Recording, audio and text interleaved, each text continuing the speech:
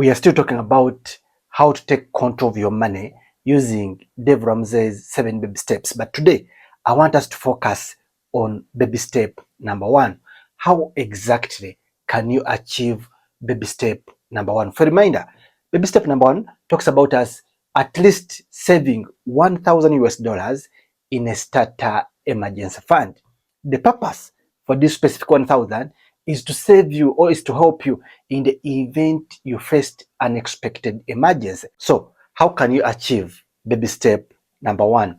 The first thing I need you to do is to make a decision that from today onwards, you're going to make sure that you get out of debt, because baby step number 1 is the first step for you to get out of debt, because now you have some money, that 1,000, that at least you're sure in the event of those small emergencies, you're not going to be running somewhere, maybe to a money lender or to someone else to borrow money, because you have at least that starter emergency fund for you to draw from to solve your small emergency fund.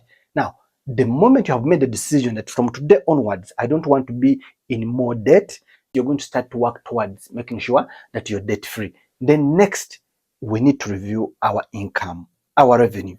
We need to review in a month, how much money do you exactly make? You know that some people even do not know how much money they make. Just imagine if you're driving maybe an Uber, or if you're driving a taxi, or if you're driving a border, most people actually do not have a clue how much money they earn in a specific month, because maybe the way it comes in, that's the way it goes out. So it's good to review how much money exactly, figure by figure, do you earn in a month.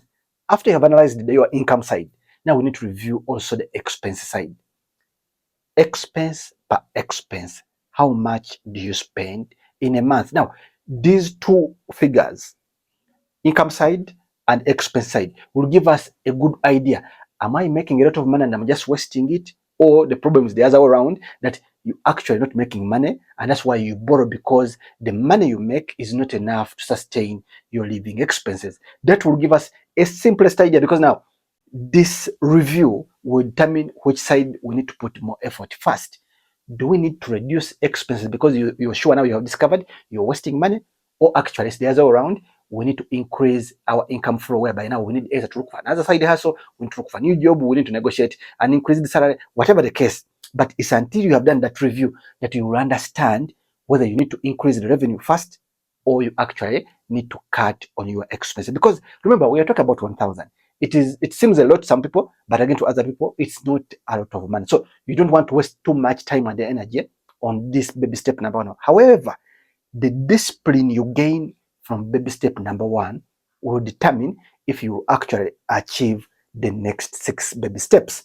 It's until you have discovered that the problem I have is expenses, or the problem I have is income. Now that will also determine, as we are going to see in the next baby steps, whether you will succeed in achieving the next 6 baby steps, or you actually not. So in the simplest way possible, in baby step number 1, I want us to focus only on review.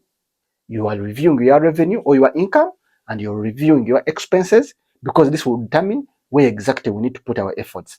If we feel like we have been wasteful, then we just need to cut on our expenses, and actually we shall raise the 1,000.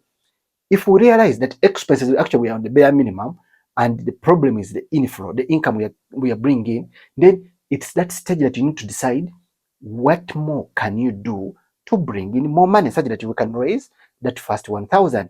But up next, this stage can actually help you to act as a wake-up call, because you now understand if you're spending a lot of money on unnecessary things, it's about time to wake up and reduce those expenses. But also on the other hand, if you realize that actually you have not been making enough money, it's also a wake-up call for you to make sure that now you find a way to raise more money. And then finally, I want us to use this stage to be the anchor of discipline.